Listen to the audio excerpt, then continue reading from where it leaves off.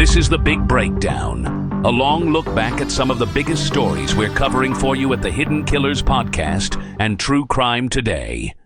This is Hidden Killers with Tony Brueski. Here now, Tony Brueski. Virginia Giuffre's book is out, and a lot of people are starting to get a little nervous. A lot of powerful folks not happy. Oh, yeah, then there's, the Epstein files that, we just got to seat that member of Congress, let him do what the people elected them to do. Expose this shit show. It's a really interesting time to watch, and I want to let you know or ask you to do the following. Watch what's going on. Watch what people aren't saying. Watch their actions right now. Watch what the powerful are doing but not saying. Because it's not like the powerful are going to be like, oh shit, that book dropped. Oh my God, I better do this. They're not going to verbally tell you this. But they know it's coming. And those actions, those pathetic ways that people who've done something really horrible and thought they would never get caught and now know they're going to get caught,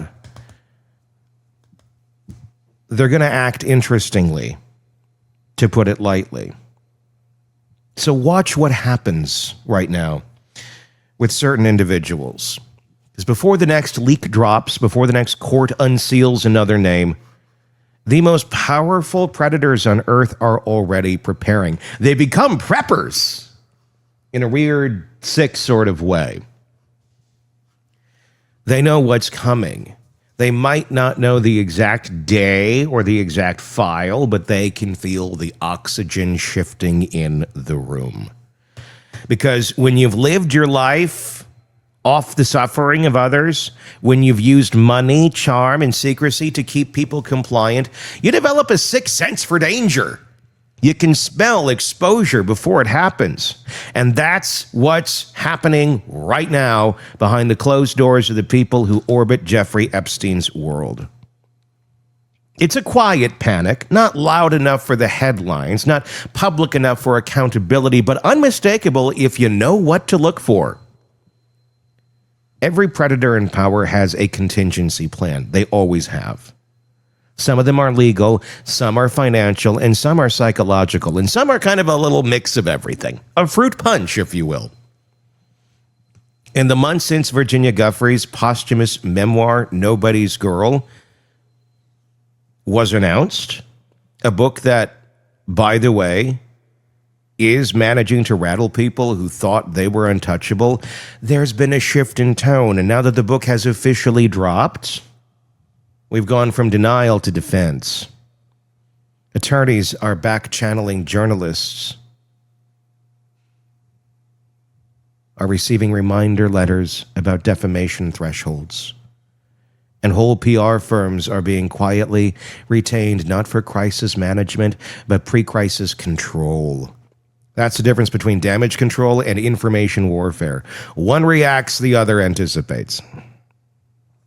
When Amy Wallace, Giuffre's author, told the world she still has those taped interviews locked in a safe place, she didn't just rattle cages, she detonated a clock. Because that single sentence confirmed what every powerful man in Epstein's former orbit has feared for years. There's more. There are names, there are voices, and there are receipts. You can see the flinch in how they move. Some of them have suddenly become born-again philanthropists. Others have retired from public life under the guise of health or privacy. But behind the soft lighting and those foundation photo ops, something else is happening. Containment. When the powerful get scared, they don't confess, they coordinate. Containment happens in layers: legal, reputational, and institutional. The legal layer looks like this: non-disclosure agreements quietly reinforced, old settlements revisited, lawyers combing through archives to assess exposure risk. You don't need to have done something criminal to panic. You just need your name to have existed too close to Epstein's. The reputational layer is even more transparent: public distancing, selective outrage, preemptive denials, the don't know, they barely met him, they never visited the island. The script writes itself, and yet it always sounds the same.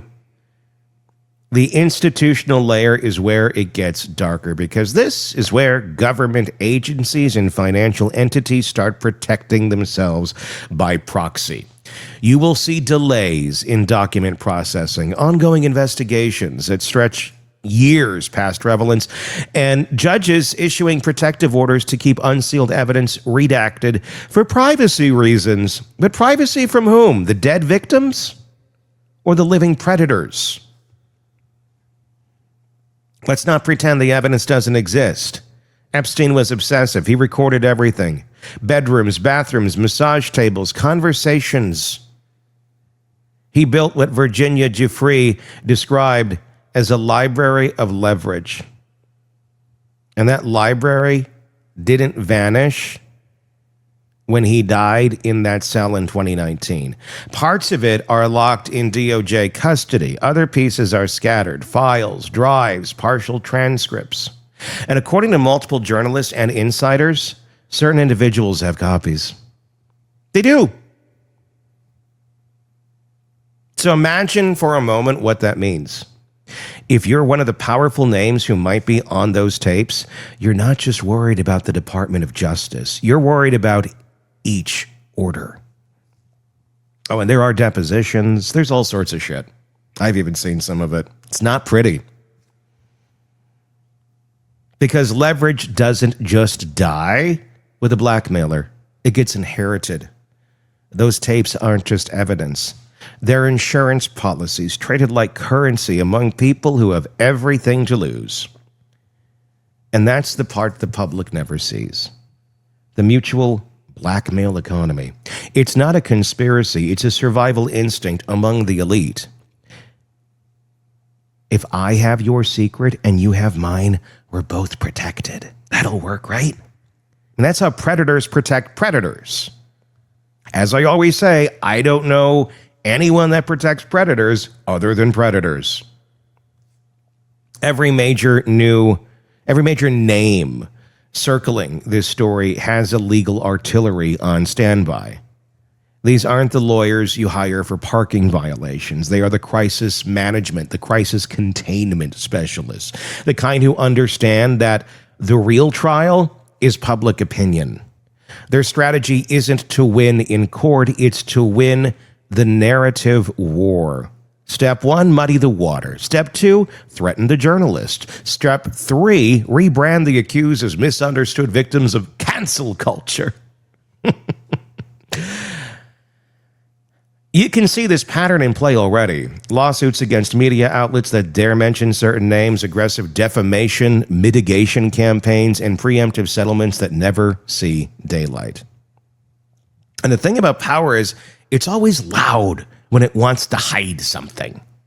They'll issue denials in bulk, categorically false, baseless claims, no evidence, because repetition is a narcotic. If you repeat the denial enough times, some people will start believing it out of fatigue and even repeating it. People don't like to admit that the people that they thought were good are bad. We don't. As human beings, we don't like admitting we're wrong. But ask yourself, if that's what you're doing, you're standing up for someone that you just categorically deny the truth about, you categorically deny hundreds of allegations against. Why? Were you there? Why do you have knowledge that says that this story isn't true, that these things did not happen at the hand of these people? Why are you defending them? I don't know anyone that protects predators other than predators. Until you get into like Stockholm syndrome and all that. And I think there's a good chunk of our country that's living that way.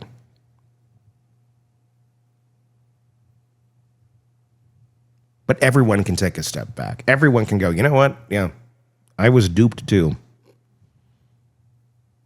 That's a psychology of corruption fatigue.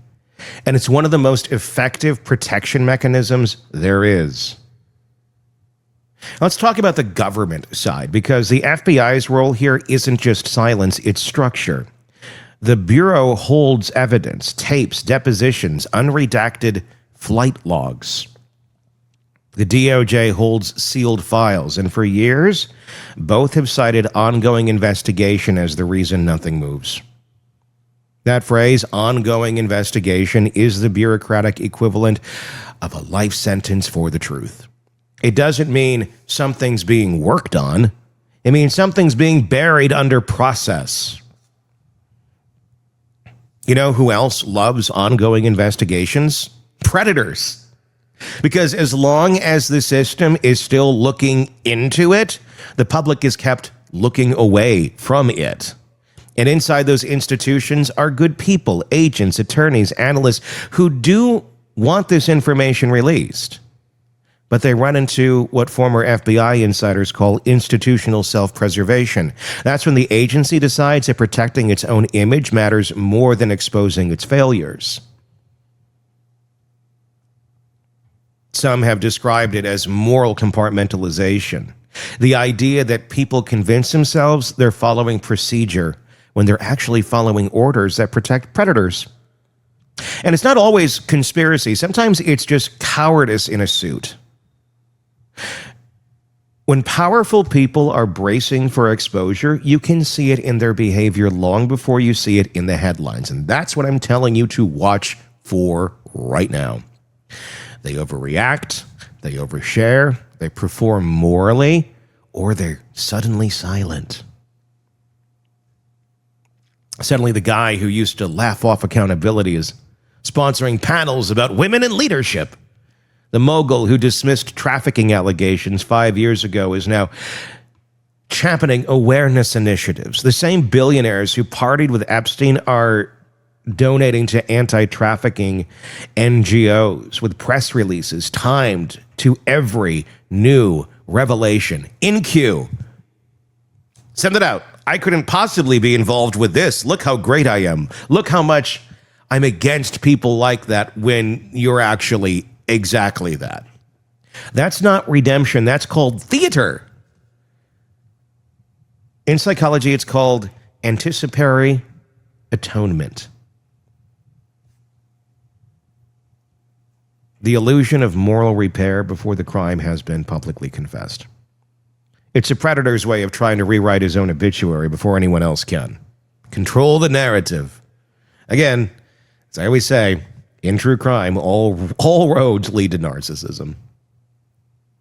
While all of this unfolds in the public, a second operation is happening in the background. The erasure campaign. Teams are quietly cleaning up search results, sanitizing Wikipedia edits, filing DMCA takedown requests for unflattering photos, and running reputation management software to drown negative associations in paid content.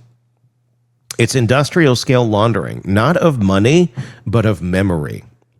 And the timing isn't random. Each time a new Epstein-related document dump or media release is rumored, there's a wave of digital whitewashing within days. Watch for it. It's a modern equivalent of shredding evidence, only now it happens in the cloud. But the thing is, the cloud doesn't forget.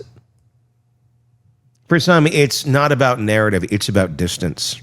We've already seen a pattern of high net worth individuals relocating assets and residences, trusts moving offshore, shell companies re-registered in friendlier jurisdictions, and financial footprints blurred. These moves don't always mean guilt, but they mean fear. Fear of lawsuits, fear of confiscation, fear of discovery. And the irony is almost poetic. The same people who weaponize secrecy to exploit others are now using it to protect themselves from exposure. The difference is this time it might not work. The ghost in the network? No, here's the thing. No one in that circle can escape. The digital trail. You can delete files, scrub photos, rename corporations, but metadata doesn't lie. Flight manifests, bank transfers, email servers. Someone somewhere always has a backup. And the survivors? The ones who lived through Epstein's system, they know it. They know that leverage cuts both ways. They know they know why there's such desperation to frame Virginia Giuffre's story as complete, as though her death closed the book. But nobody's girl wasn't closure. It was ignition. Every name she hinted at, every unnamed governor, senator, prime minister, billionaire number one, is now a breadcrumb trail the public won't stop following. And the people behind those names are scrambling, not because they can prove their innocence, but because they know innocence isn't what saves you in the court of public opinion. Control does. When you strip away the wealth, the yachts, the legal teams, what you are left with is fear. Pure, uncut fear. Psychologically, predators protect predators for one reason: they recognize themselves in each other. The same narcissism that fuels exploitation also fuels the need for alliance. The same entitlement that justified the abuse now justifies the cover-up. And when the walls start closing in, the same patterns emerge across every institution. Denial? I had no idea. Deflection. Why aren't you talking about insert something else here? And dehumanization. These girls knew what they were doing. When you hear someone say these things, know what they're doing. And you have delay. We'll release those files after further review. We got to look at it over here to make sure it's okay. Make sure it's accurate. Or make sure it doesn't contain your name or other predators that you're buddies with. It's a behavioral script older than justice itself. And here's the ugly truth. Systems don't reform because predators are still running them. They're not abnormalities in any of this. They're not anomalies. They're architects. Epstein wasn't a glitch in the system. He was the system functioning exactly as designed. A place where money rewrites morality, access erases accountability, and loyalty is measured by how much truth you're willing to bury. That's why the names haven't dropped. Not because there's no evidence, but because exposure would burn so many bridges, topple too many donors, embarrass too many agencies, and unravel too many myths about who runs the world. Predators protect predators because the entire ecosystem rewards it. It's safer to be a silent accomplice than a loud casualty, until it isn't. And make no mistake, something is coming. Files do get out.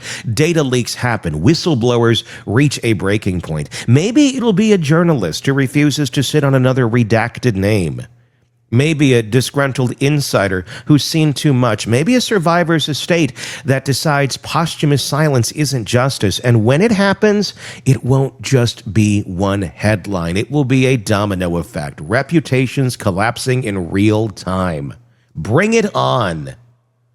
The billionaires who thought they'd aged out of relevance will find themselves right back in the spotlight. Not for what they built, but for who they broke. And the institutions that protected them will claim ignorance. They always do. The question now isn't if this information leaks, it's when, and when it does, we'll see the trust test of our justice system, whether it's built to protect the public or to protect the powerful. Because predators can hide behind process, they can hide behind money, they can even hide behind philanthropy, but they can't hide forever. The problem is forever can last a long time when everyone who should act is busy protecting their own reflection. Predators protect predators, institutions protect reputations, and the rest of us are left wondering how many lives it takes before anyone decides that truth matters more than comfort. Every era has its reckoning. For decades, the Epstein circle has been the open wound the world keeps bandaging instead of cleaning. But infection doesn't heal through neglect, it spreads. And that's exactly what we're watching now. The slow, quiet panic of people who built their lives on lies and are now terrified of losing the one thing they can't buy: silence. When those names finally drop, when those tapes finally surface, it won't just expose individuals, it will expose a civilization that decided protecting predators was easier than dismantling the system that made them powerful. And maybe, just maybe, that exposure is the only form of justice still left. Let the sun shine in and sanitize the shit. Your thoughts in the comment section on YouTube, please. Search Hidden Killers with Tony Brueski. That is where you will find us. Do that same search wherever you get podcasts, and you'll find us there too. Hidden Killers with Tony Brueski. And do press subscribe wherever it is you are consuming this material right now. Podcast, YouTube, whatever it is. Hit subscribe. We got a lot more coming. Stay tuned. I'm Tony Brueski. We'll talk again. Want more on this case and others? Then press subscribe now and don't miss a moment of true crime coverage from Tony Brueski and the Hidden Killers podcast. This is Hidden Killers Live with Tony Brueski, Stacey Cole, and Todd Michaels. I'm going to start with this. I don't know anyone who protects a predator other than a predator. And yet that's exactly what we've watched happen for decades at the highest levels of power. Virginia Giuffre's voice was supposed to be buried with her, but it's louder now than ever, rattling the walls of governments, law firms, boardrooms that swore they knew nothing. Today, we're with the former FBI Special Agent Robin Dreeke, former chief of the Counterintelligence Behavioral Analysis Program. We're pulling back the curtain on how predators protect each other, why the system still shelters them, and what happens when silence becomes a survival instinct. This isn't about conspiracy. It's about psychology, about the psychology of power, leverage, and fear. And if you think it ends with Epstein, you are not paying attention. Robin, welcome. And Robin, I want to start here. When you hear the phrase, predators protect predators, what does it mean behaviorally? I tell you, Tony, I'm so glad we're covering this one. Yet this is a rough one. I mean, it's hard not to get tear jerked when looking at this book, covering this book, and when I hear predators protecting predators. You know what my first response is? What? And because this is such, out of everything we cover, believe it or not, this is one of the most hardest things I think for us to understand, because it's contemplative, systemic, horrendous behavior over long periods of time. And so when predators are protecting predators, I always just got to look at, all right, what are the fundamentals of human behavior? And that is control, power, feeling safe. And so predators protecting predators is really about people protecting their own mindset and their own mind think about how screwed up the world is around them. So they want to surround themselves in that echo chamber so they can keep going with that abhorrent behavior. Granted, they don't think it is. But if you get in that chamber where you have other predators around you thinking the same thing, yes. And the key here is to always remember, none of these predators are doing it for the other person, because that would require empathy. That would require a bit of altruism about taking care of someone else. None of them are doing that. It is all extremely narcissistic, self-serving. Again, it's a term of art, narcissism. I don't know because I'm not a licensed clinician, but it is extremely, extremely self-serving, and it's the most toxic thing we can possibly see.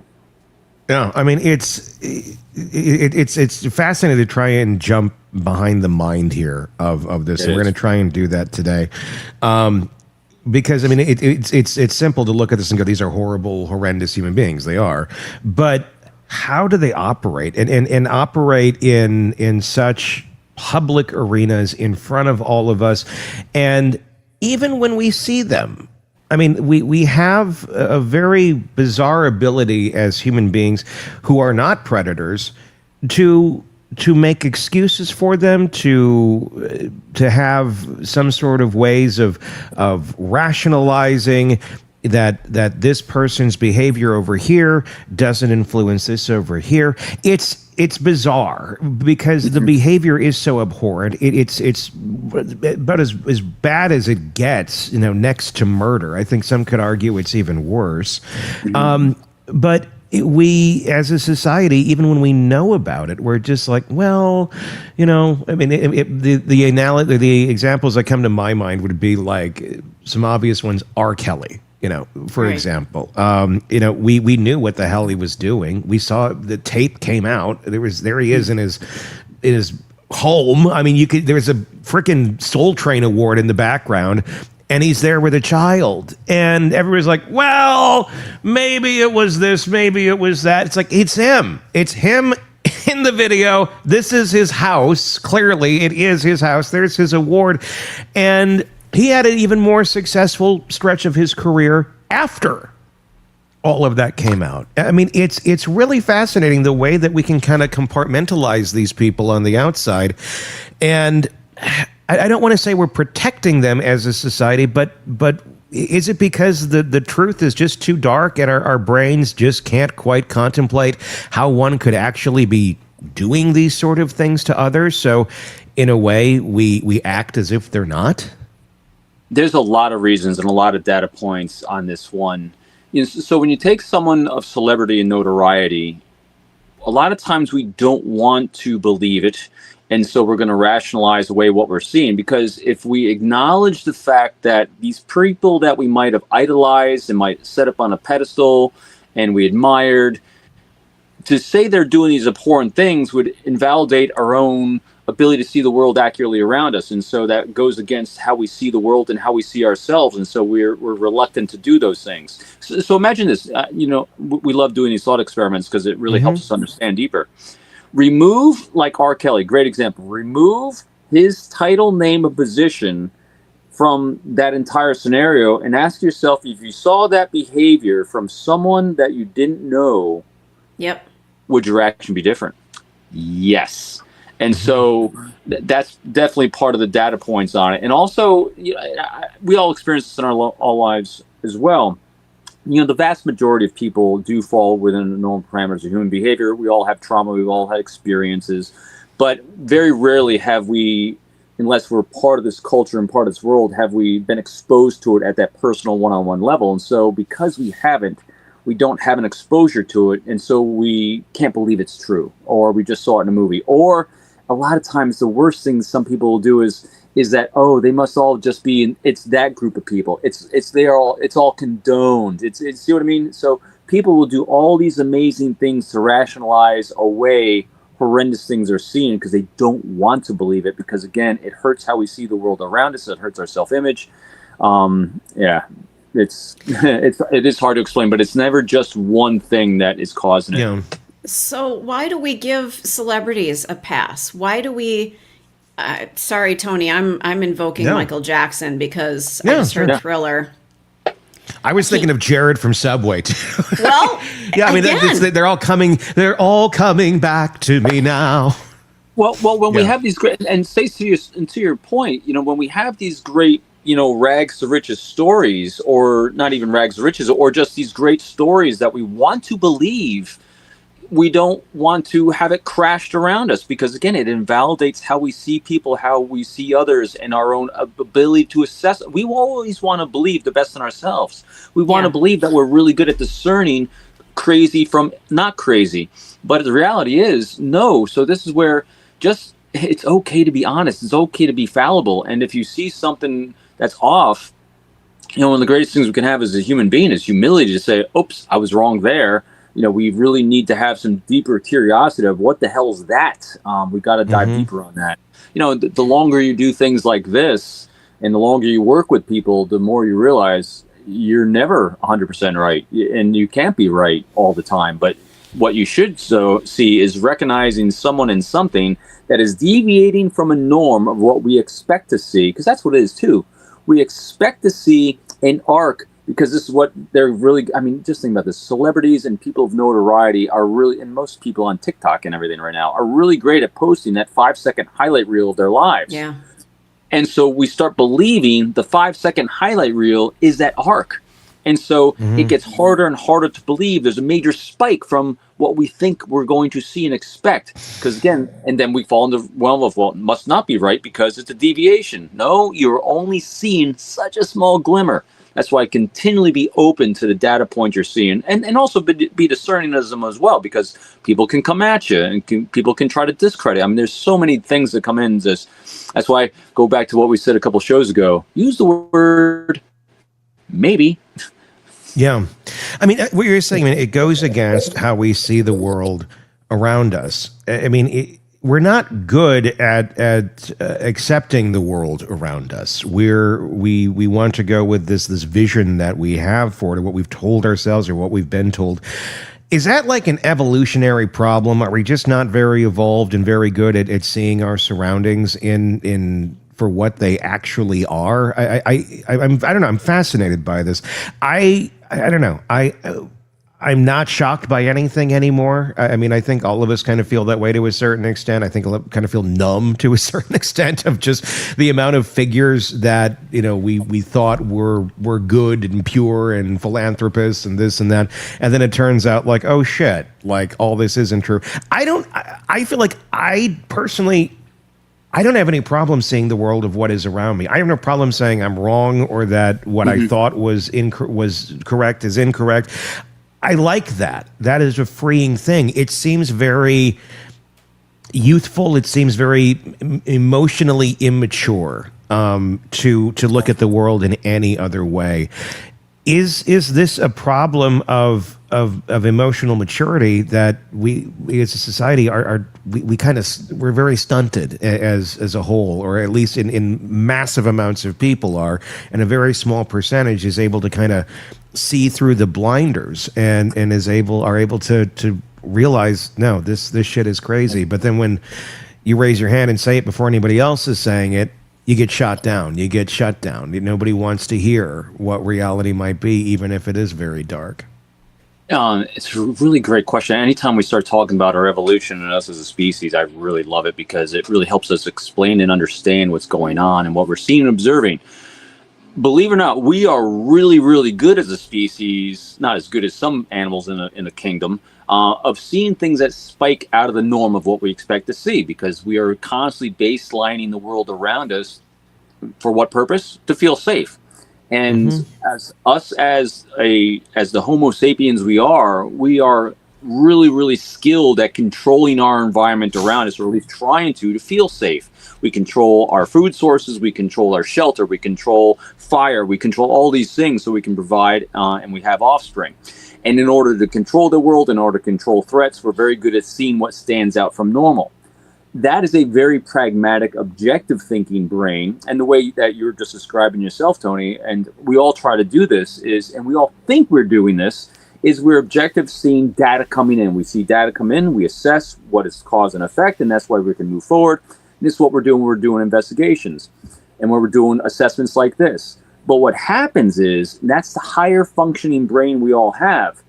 When you're talking about these other reactions that people are having, you're dealing with emotional reactions. Emotional reactions is the lower thinking brain.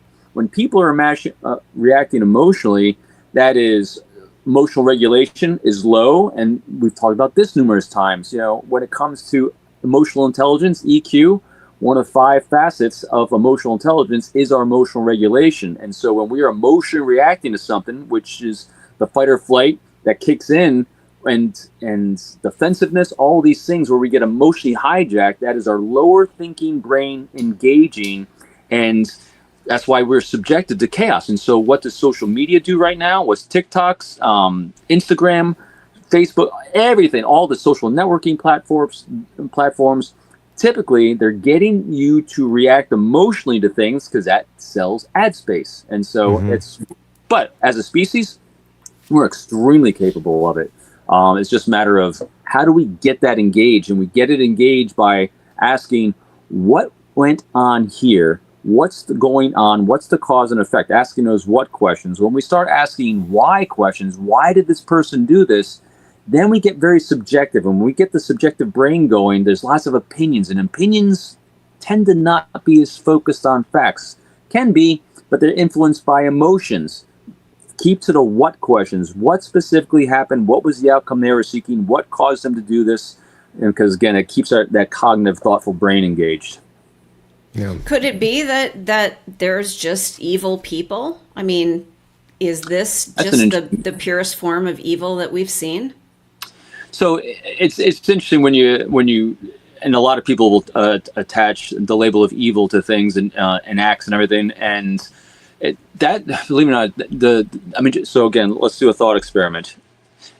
And here's the challenge: as a species, we are evolved into what we are because of our belief systems that allow us to move beyond 150 in a tribe to more collective things, which is our religion, our beliefs, our ethics, our morals. All these things allow us to collective together. And in order to do that, we created a word like evil because it keeps us in fear. When we fear evil, it keeps us corralled as a species. And that's not to say there isn't evil. I'm just saying that it's a word that people will use. But the universe is just being what the universe is. And you'll have two sides of the coin on this. You have people that'll say, yes, people are born evil or do evil acts. And then you'll have people that are anthropologists coming in, scientists coming in and say, well, here's the cause and effect of the genetics and biology that happened and the nature and nurture part that happened earlier on in life. And they were just formed in this horrendous soup of bad. And they weren't born evil. They were just created, unless you're dealing with a Koberger type. So, so long answer to your question, Stacey, is I really think it depends on how you see the world and the universe. It can be evil to some people. It can be a really horrendous mix of bad genetics and biology and experiences that created in others. So I think all of it above. It is the way that these figures are protected amongst their circles. Is this a uniquely American problem? Is this the way that we see it, or does this sort of thing go on everywhere around the world? I mean, does it vary culturally in terms of how we interact with one another, with our societies? And other cultures similar to us seem to have similar issues. Does it have to do with the way that we live our lives with the societies that we have and where we live? That's a really good question too. So let's do a paintbrush first. Yeah. Paintbrush, my initial response is no, because we are all Homo sapiens. It doesn't, us as a species doesn't distinguish between anything. We are just all genetically coded for the same vulnerabilities, same impact of the world around us, our genetics, biology, and all that thing. Social status and social situations will fuel it or tamp it down. I would think when you think about us in the United States and what we're facing here, there are potentially some accelerators that can throw fuel on a fire of someone that is more inclined to it than less inclined to it. That might not happen another place in the world. And the only reason I say it is because our laws and our Constitution and the things that we have for penalties for people tend to be lower here than in other cultures. Believe it or not, people who think we're so oppressive, I mean, seriously, just travel anywhere in the Middle East, and you'll see that. No, so remember this: fear is the greatest motivator human beings have from doing bad things. And in our country, the fear of being caught for that here, compared to the fear of being caught and having parts of your body lopped off from other countries, is much higher. And so, as a species, it's universal. As nation states, I think it will probably vary depending on motivations put in place by penal codes, and also the amount of people that you can collectively get in a place that can get in that horrible groupthink. But with the advent of these horrendous online sites and the dark web and the ability to travel, it has spread more around the world, I think, globally than it used to be able to. And what's very disturbing about Virginia Giuffre's book and the whole Epstein list and everything is, in our worlds, we think a lot of times we think of predators as, oh, they're out on the dark web. They're these creepy people that are hiding behind computers, in their parents' basement or whatever it may be, that are they're the scum of society, and obvious scum of society too. But they're not. I mean, what we're talking about here in this case is leaders of the world, business leaders, country leaders, things of that nature, people that they do not fit that profile whatsoever. But something in them at some point said, no, this is okay for me to do. And what makes it even more disturbing is it wasn't just hidden, in some hotel room, in some one-off thing that no one's going to find out about. We're talking about Epstein. We're talking about Epstein Island. These people literally traded these teenage girls as currency, and they had to collectively come together and say, yeah, let's do all this together. Let's go over to Jeff's place. And because it's hard to wrap my mind around how this conversation even begins. How one is if you have nothing going on in that world, you're not a predator, you haven't done anything, and then somehow you get roped into it in some way, shape, or form because of the people that you end up being around or surrounding yourself with for whatever you're doing in life. That to me is such a weird concept of well, I never tried that before. This seems like a great idea. I mean, where the hell? I mean, where does that come from? I mean, it's just baffling to me how one could go from not being that to then getting entangled in this sort of stuff and becoming a frequent flyer on the Lolita Express. Well, and let me interject something here. There had to be people in this orbit. And this is both political sides have been caught up in this web. There are people on the periphery going, you're going where? You're doing what? They know about this. What made them turn a blind eye? What made them go, all right, well, you go do whatever it is you're doing over there this weekend? I mean, well, I want to talk about that, but I want to talk about the actual interaction first, because I do want to I want to talk about that angle of the folks that are surrounding it, but I want to talk about what I was saying first, is the actual almost like recruiting, if you will, of someone to join the club. So to me, it's unlocking the darkness from within. I think it's the best way that I can really kind of think about it. And so I'm going to take it to my world of spy recruiting. And because there's a lot of similarity here, as much as people are groomed into being trafficked through shame and manipulation tactics, what's happening on the other end to potentials is it always starts with a question, a very softball type question. And the question, so in my world of recruiting an intelligence officer, one of the ways I would start testing whether this individual was willing to break a rule that they had in place, like an intelligence officer that I'm trying to recruit that's working on behalf of a foreign nation. They were not allowed to have outside employment outside of their diplomatic duties. And so I would then use sources of people around them and myself, if I had an interaction, of asking about some of their challenges, priorities, and pain points in life, and ask them what kind of things they're willing to do in order to make those things happen. In other words, hey, I have an opportunity to make some money on the side for you and your family, if that's something you think you're comfortable doing. And then based on that reaction, so here's what I would do. Even if they said no, but I'd sit there like this for a second and thought about it. Oh, they're thinking about it. They're thinking about going down a darker path, a more challenging path, a path that had a little more danger in it in order to service a party in need in their life. And so now we flip it to the Epstein type group of people. So when you sensitize, because I call it sensitizing your environment towards an end goal you're seeking, you have someone like Epstein or Giselle or whoever say, hey, we're going to be having a party this weekend at the place, and you can come at two different times. You can come when it's just going to be this one group, but if you're able to make it for this one, we're going to have so and so and so, and we're actually going to have some of our younger women there. So you don't even say that, you just kind of sensitize them towards who the audience is going to be, who the attendees are going to be, and watch reaction. And so it's a test.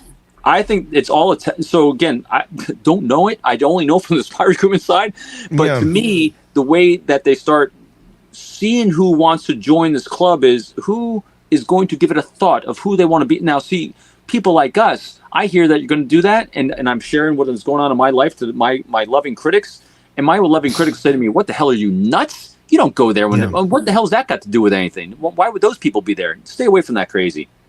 Now, people that don't... And then they're just going, and so it's a slight grooming and testing to who might be willing to entertain the thought of that. And I want to go to Stacey's point about that, where the surrounding folks normalize it, where it's like, oh, and like, you know what's going on over there, but you really don't, and you're going to tell yourself it's something else, but it's not. That's the other angle where, okay, because it's not just the circle of the people who are actionably doing these horrible things to people. It's the infrastructure around it, the people who may not necessarily be participating in the act, but allowing that infrastructure to thrive and allowing it to go on, even without necessarily a threat of them being exposed for something. That it's just, is it more just of an ease of operation of, well, we kind of need this person here for this, so whatever they're doing over there, I don't need to know about, and I'm just going to pretend it's not happening. That seems to be a weird way of thinking, but it seems to be, how these sort of structures flourish.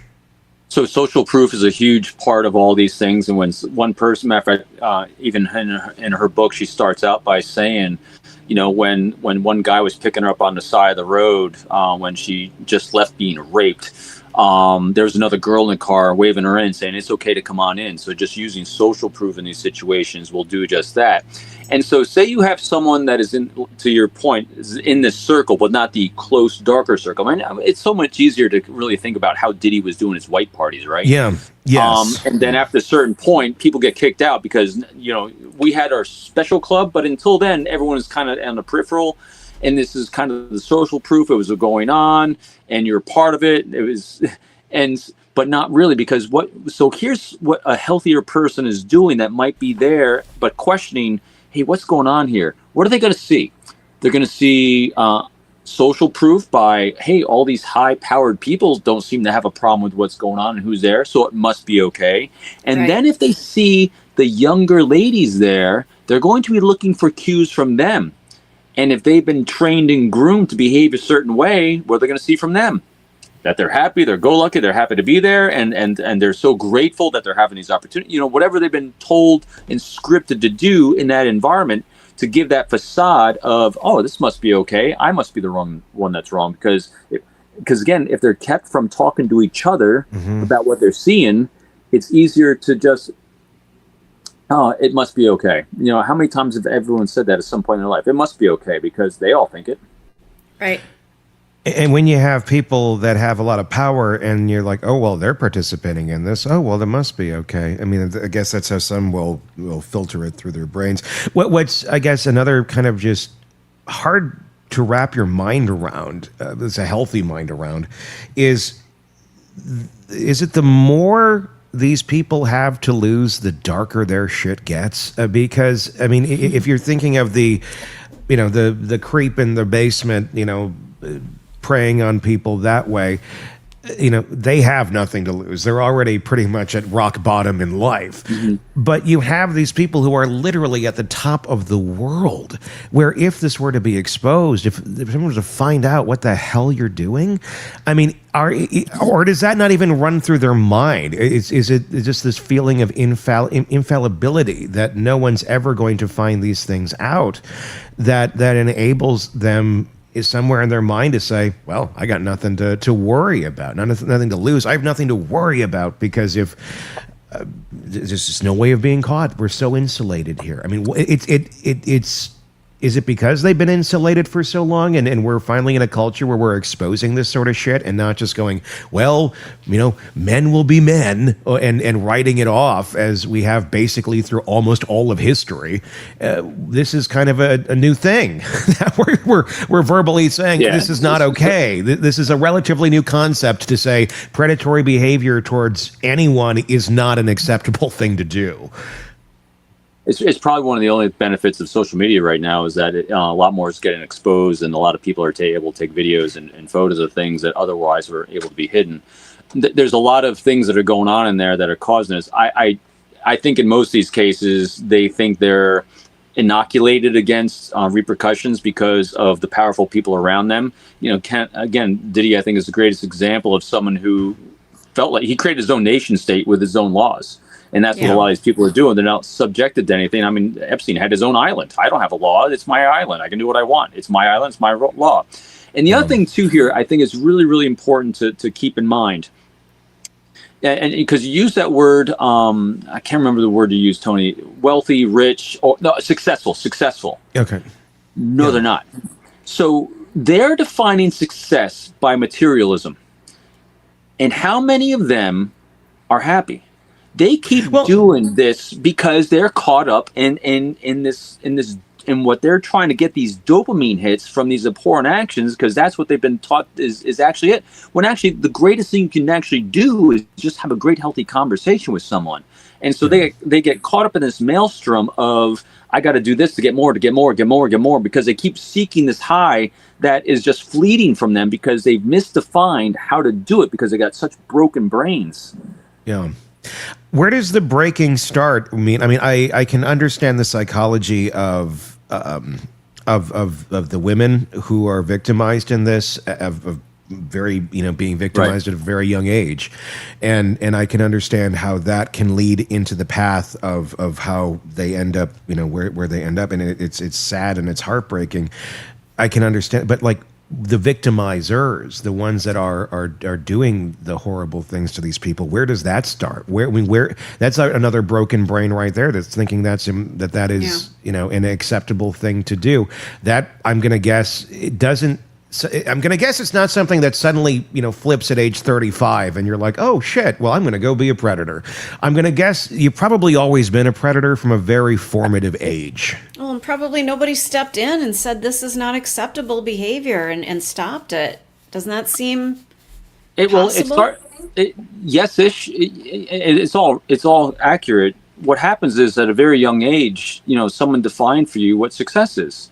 Mm-hmm. And if you're defined at a young age, you're in those formative years of 9 to 19, 24, before the prefrontal lobe, and you're told that success is power and control, title and position, in service of self rather than in service of others, and you are witnessing these behaviors around you, and you're witnessing behaviors of people with money and power and accolades, and they were telling you, I'm successful, I'm happy, and now you're told that you're supposed to pursue happy, and that this is what happy is, and this is what success is. You then get caught up in that maelstrom of doing that thing, and that's why we start chasing it. It's such an interesting challenge. The studies are really solid on this. The fact that capitalism is the most successful methodology for the progress of our species, and actually getting rid of great wrongs in the world. But then because socialism can always turns dark and bad. In all the experiments that they've done throughout the world. But at the same time, though, there's a lot of excesses that come because of capitalism, because of the power, because of the control. And so that's why regulations seem to fail it a lot. But this is exactly where it starts. It starts with a young age. People are groomed, not groomed in a negative, but just groomed to grow into thinking that this is what success and happiness comes from, power and control. Again, I keep going back to this control thing. It is such part of our species to control. And when control goes excessive, because remember, our brains reward us for a certain amount of control because it allows us to feel safe. But at the same time, control to excess becomes narcissism. And if you are edging anywhere up on that sliding scale of psychopathy, where you start lacking empathy and you objectify a human being, you rationalize your behavior towards others for yourself, and you can rationalize because you're doing it for a greater good. Oh my God, that's where chaos ensues. And so it does come from a younger age. But here's the good part of it too. I've seen many people, and myself included, I thought leadership was a much different thing than it evolved into being throughout my life. And leadership is literally just a life of service and not of self. And I think what a lot of people at an early age get indoctrinated into is that leadership and power and happiness is in service of self. And that's where I think a lot of these abhorrent behaviors start growing into. Want more on this case and others? Then press subscribe now and don't miss a moment of true crime coverage from Tony Brueski and the Hidden Killers podcast.